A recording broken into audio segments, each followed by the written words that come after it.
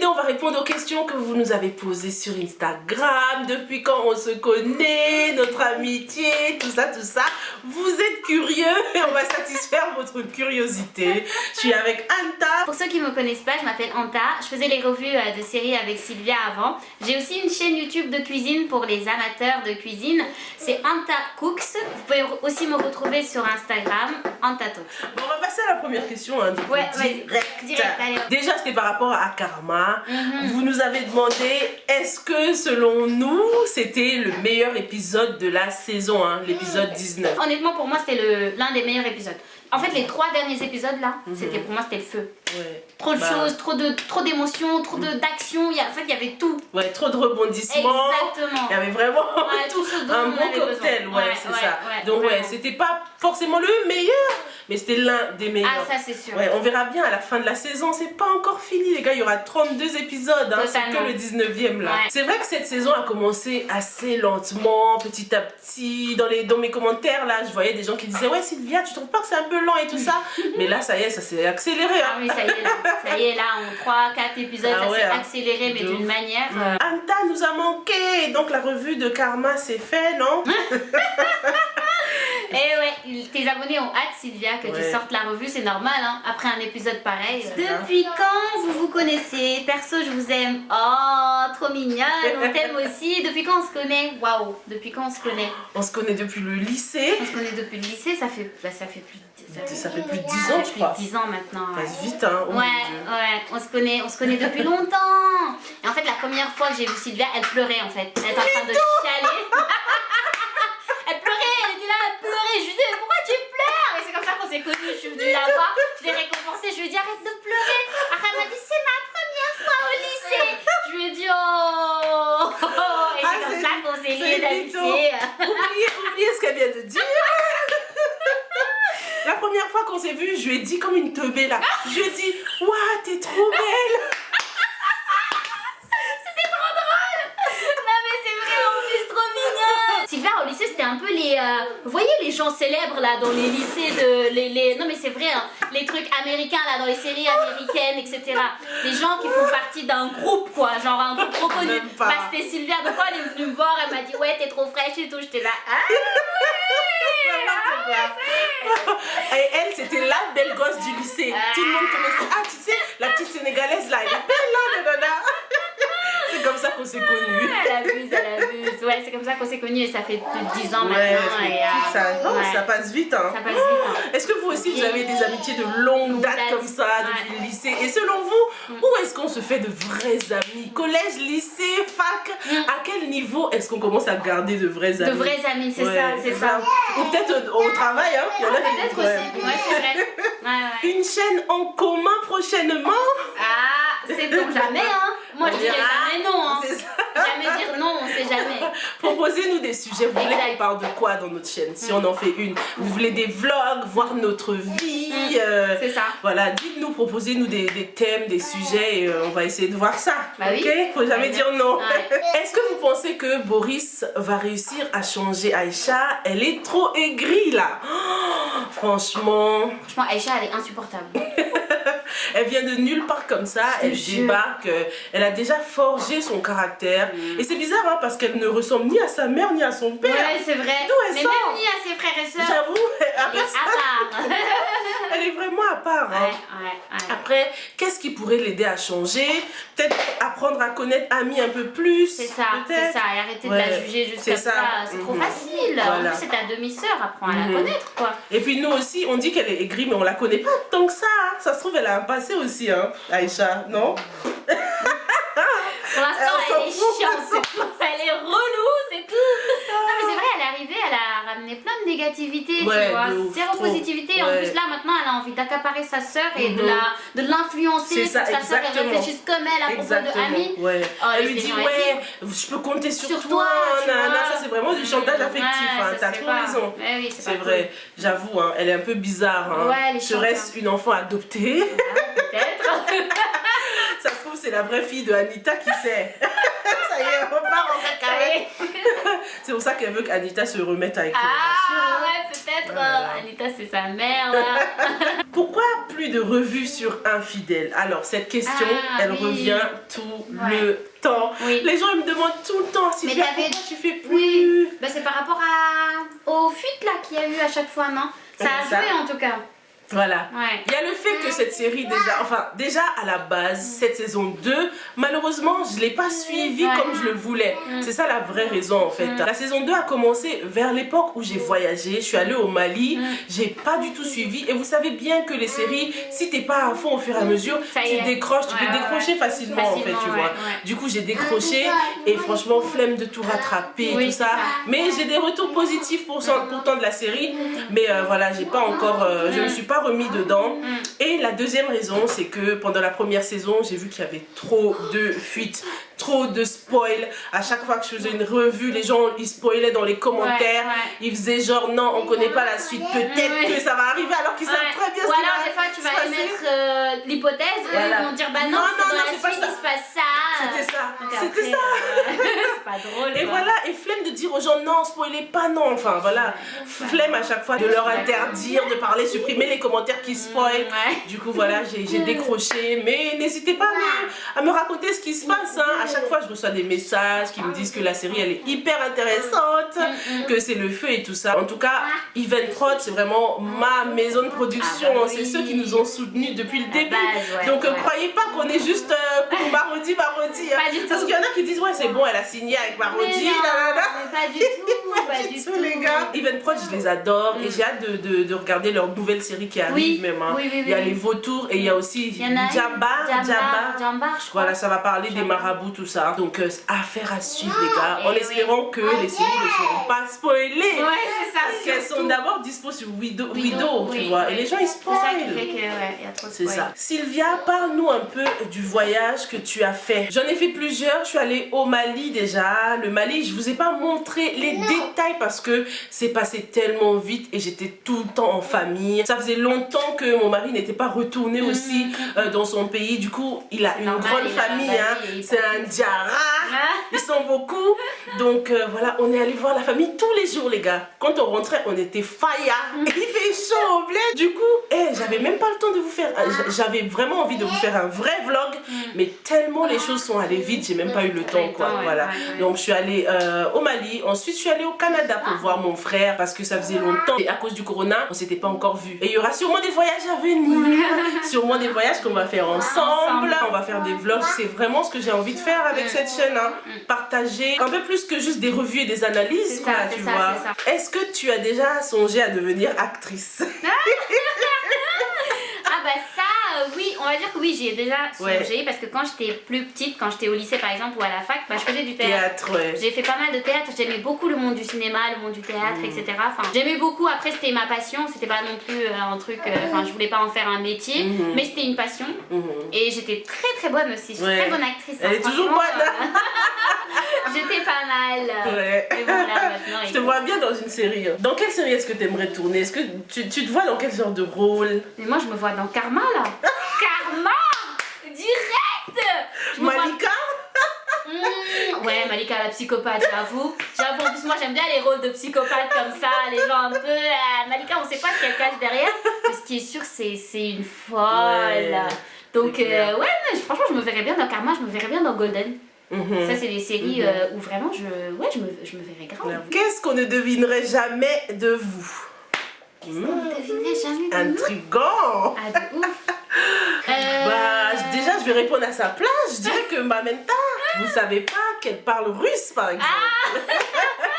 Bon, on va dire que je comprends plus que je parle maintenant. Mais tu parles? Ah oui, parce que t'as pas practice. Voilà, j'ai pas continué. En fait, j'ai passé une partie de mon enfance en Russie. Ce qui fait qu'avant, je parlais couramment russe, mais vraiment comme je parle le français maintenant. Mais après, comme on a bougé ensuite, mes parents n'ont pas continué à me parler russe. Mon père, il était prof de russe par exemple.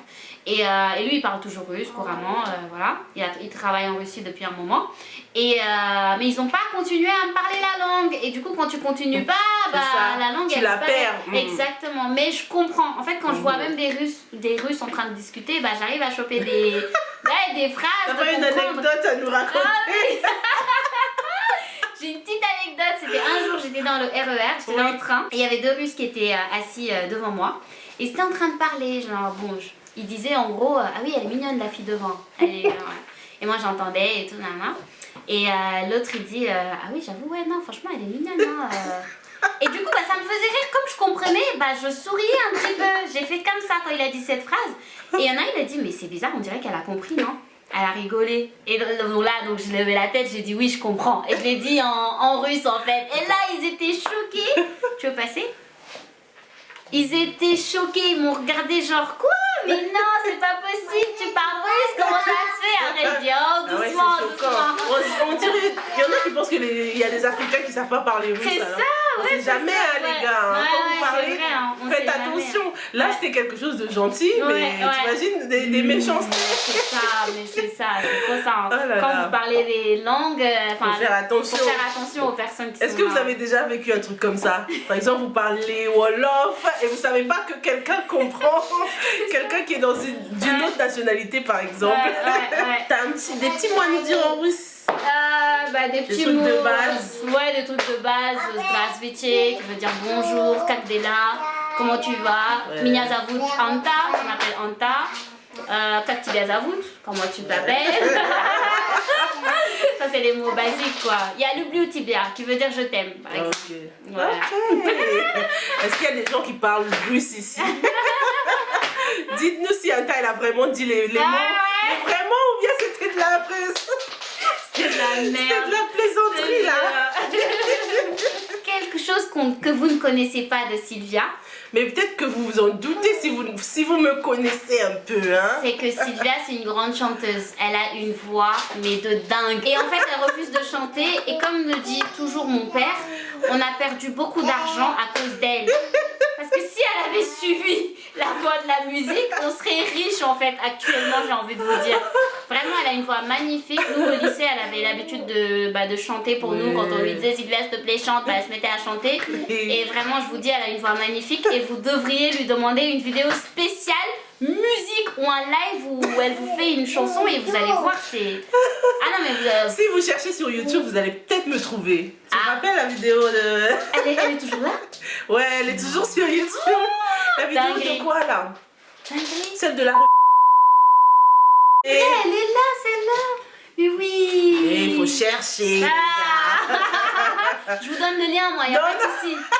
Je vous donne le lien avec plaisir. Non, mais sérieusement, tu devrais faire un truc, un live spécial musique, juste, tu vois, comme ça, histoire de... C'est du gâchis. Hein, c'est comme Anta en fait. C'est pas une carrière que je voulais suivre, ni rien. C'est juste une passion comme ça. J'aimerais pas devenir chanteuse, mais ça me plairait bien de chanter pour quelqu'un. Vous voyez ceux qui chantent derrière, là, qui font les voix pour la personne par exemple. Ça me plairait bien. Et puis faire la voix off aussi. J'aimerais bien faire la voix off, tu vois, pour les dessins animés ou les trucs comme ça. Je trouve ça drôle. Ouais, c'est vrai. Est-ce que tu aimerais jouer dans une série Marodi? Ça. Pourquoi pas, hein? Faut jamais dire non, hein? J'aimerais bien tester, pourquoi pas. Est-ce que tu aimerais faire une collaboration avec Marodi? Moi j'aurais. Oui, bien sûr, pourquoi pas. Marodi, je vous envoie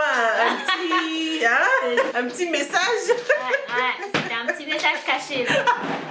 Est-ce que les séries africaines aujourd'hui peuvent dépasser les telenovelas? Évidemment que oui. C'est pas peuvent. Elles ont déjà dépassé les telenovelas. Bah ouais. La dernière fois, j'ai appris que les telenovelas étaient maintenant interdites au Sénégal, hein, un truc comme ça. Ah ouais, oui. En tout cas, il y avait une chaîne où ils ont décidé de plus les passer. Ah ouais. Ouais. Et je trouve que c'est mieux parce que ça nous apporte rien par rapport à nos séries à nous. Hein. On s'identifie jamais avec ces séries-là. À part nous pousser à acheter des brésiliennes, peut-être pour avoir les mêmes cheveux. C'est vrai en plus. Il n'y a rien, bah ouais. Le cinéma sénégalais surtout évolue bien. Le cinéma ivoirien, voilà. L'Afrique francophone commence à évoluer bien dans le cinéma maintenant. Dans le cinéma, oui, parce c'est que sûr. voilà, il y a longtemps que c'était que du Nollywood, du Nigerian. Exactement. Les choses changent, hein. Les choses changent. Moi j'aime beaucoup Nollywood, hein. Vraiment. Jusqu'à maintenant, j'en regarde encore. Il y a toujours des pépites, hein. Ils ont bien amélioré. Doucement là. Oh. Attends. Et ce qui est bien surtout avec le secteur du cinéma, c'est que ça crée de l'emploi. Exactement. Voilà, il y a plein de jeunes qui veulent devenir acteurs, qui veulent travailler même behind the scenes. Hein. Même j'ai l'impression qu'il n'y a que des jeunes même qui travaillent behind the scenes. Oui, Hein. oui, Quand on regarde les backstage, là, on voit qu'il y a des jeunes de moins de 40 ans, moins de 30 ans même des fois. Ouais. Franchement, ça fait plaisir. Ça fait plaisir. Et puis même au niveau de la valorisation du pays en lui-même, le fait de porter par exemple une marque qui a été faite par un Sénégalais ou un Africain, enfin je dis en général, hein, mais je prends exemple sur les séries sénégalaises, c'est pour ça. Rien que ça, c'est valorisant en fait. Ça. Ou de voir des femmes de teint noir par exemple, ça valorise, tu sais, enfin... Je trouve que c'est d'autant plus important. C'est authentique. C'est authentique, exactement. Genre c'est nous quoi. C'est pour ça que les partenariats là que Marodi affiche des fois là, c'est important. Bien sûr que c'est important. C'est important. Ça nous permet de découvrir. Il y a plein d'entreprises que j'ai découvertes grâce au partenariat comme ça. Oui, c'est ça. Non, franchement. Moi j'aimerais bien que ça évolue au point où on voit une série sénégalaise sortir sur Netflix ou dans les plateformes tu vois, internationales. Parce que en fait quand tu dis ça, les gens ils vont dire ouais non mais Netflix on va faire même mieux que Netflix. C'est pas le fait de faire mieux que Netflix, c'est de rendre la série disponible à une plus grande audience en fait. C'est plus une question d'audience, pas une question de on croit que Netflix est mieux que les autres. C'est plus l'audience parce qu'on sait très bien que de nos jours quand même Netflix c'est le number one quand même en audience internationale. Ah bah si on doit se dire la vérité, ça il n'y a pas à cracher dessus. Netflix c'est le number one. Donc voir une série sénégalaise diffusée sur Netflix, pour moi c'est d'autant plus une fierté africaine. Bien quoi. sûr, Et après j'aimerais bien aussi que tu sais qu'il puisse y avoir des films. Oui, oh là là. Là, on sont centrés sur tout ce qui est série, mais les films, les gars. C'est parce que les séries, en fait, ça rapporte plus d'argent, faut pas se mentir, en fait, tu vois. Et puis, en fait, c'est paradoxal parce qu'il faut aussi beaucoup de budget pour faire les séries. Mais ça rapporte plus d'argent à long terme, les séries. Parce que le film, tu finis, bam, c'est dans la boîte, c'est fini, oui, tu vois. Fini, mais alors que les séries, ils peuvent se faire plus d'argent avec. C'est ça, en fait. Mais j'avoue que ce serait bien quand même des bons films, là. Ouais, j'avoue. Des films, de vrais scénarios, des trucs qui. Voilà, je me dis, ils sont capables de faire des séries comme ça, donc ils font un les films, c'est rien du tout. Mais c'est ça. Parce qu'une série, c'est plus difficile quand même à faire. C'est plus difficile, il y a plus de budget quand même. Bien sûr. C'est l'audience en fait. Je pense qu'ils écoutent l'audience. Les gens qui aiment consommer et consommer, ils en veulent encore plus, encore plus. Du coup, avec les films, t'es pas toujours satisfait. Alors qu'avec les séries, tu binge watch, tu vois. Tu regardes la première saison, deuxième, tu deviens accro, on va dire. C'est ça. Est-ce que tu as déjà été contactée par les acteurs des séries? Alors, au début c'était un peu difficile quand je venais de commencer, c'était vraiment dur surtout d'avoir accès aux acteurs, même quand on voyait des messages avec que des criquets, personne ne te répondait. Mais maintenant, oui, j'ai accès aux acteurs et ils sont très accessibles aussi, hein. La plupart quand même, tu vois, ça va. Ils te font des retours rapides, etc. quand tu... Oui, en général quand même ça va. Je kifferais quand même que les acteurs fassent un peu plus de live et tout quand une série est diffusée pour créer encore plus de momentum autour d'une série. Je trouve que c'est bien. Qu'est-ce que vous en pensez? Ça, ils partagent avec nous et tout. Il y a des acteurs qui le font, hein, et je trouve ça bien quand ils le font. Voilà, c'était notre petit Q&A. On en fera d'autres. Hein. Posez-nous des questions et dès qu'on a un bon nombre de questions, bam, on revient avec un nouveau Q&A. C'est ça. Peut-être autour d'une bonne nourriture que Anta va nous faire. Hein, yes. Oui, parce que je prépare. Enfin, bientôt on fera un truc avec Sylvia sur ma chaîne de cuisine. Je voulais faire un challenge où je goûte genre le plat le plus hot du Sénégal avec beaucoup de piment et tout. Donc on vous prépare ça et j'espère que vous serez toujours au rendez-vous comme d'habitude, ok? Merci beaucoup d'avoir regardé ce petit Q&A et on se retrouve dans la prochaine. Bye.